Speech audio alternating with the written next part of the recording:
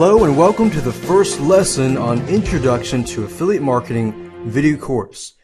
During this course, we will discuss the basics of affiliate marketing, and I will do my best to give you a brief overview of what it is, how it works, and how you can use it to effectively build your business. Now, in this first lesson, let's talk a little bit about affiliate marketing, what it is, and some of the things that you can do to become a widely successful affiliate marketer.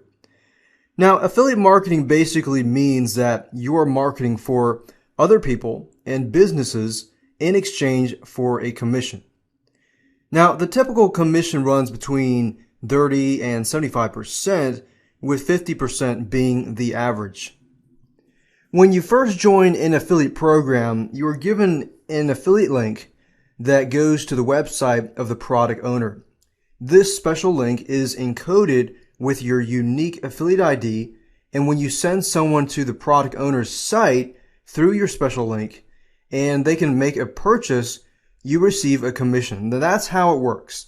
This works out great because both of you, the product owner, make a nice paycheck, and the product owner makes more sales and cuts down on advertising costs at the same time. One of the main things that make affiliate marketing so great is that having or creating your own product is not necessary.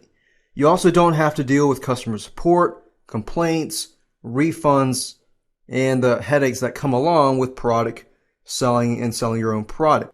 Now, the only thing an affiliate needs to be successful is some basic internet marketing skills and the desire to succeed.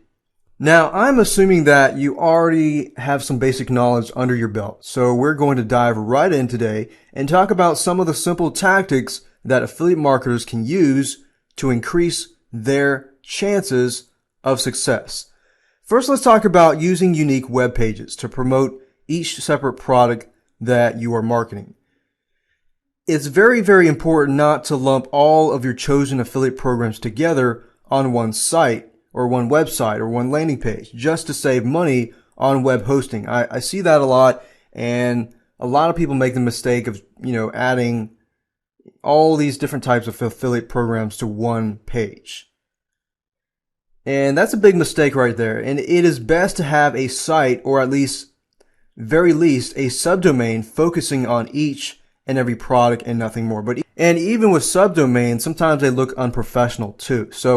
And the reason why you want to separate your affiliate programs, this way you can streamline and target your marketing efforts for better results. And be sure to make the pages attractive, compelling, and include calls to action in the content.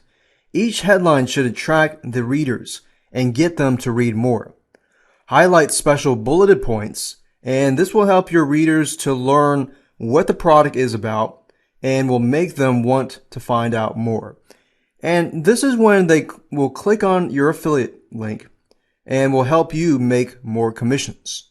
The next thing I want to talk about is product reviews. Another thing you can do is include product reviews on the product web pages that you set up, so visitors will have an initial understanding of what the product can do for those that buy them. Then we have articles. You can also include articles that you write or with reprint rights that highlight the uses of the product, and posting them on the website as an additional page will also help increase your free search engine traffic and chances of success. The last thing I want to talk about in this particular section is collecting contact information. Now let's talk about collecting contact information by offering free reports to your prospects. Now, this does two important things for your affiliate business.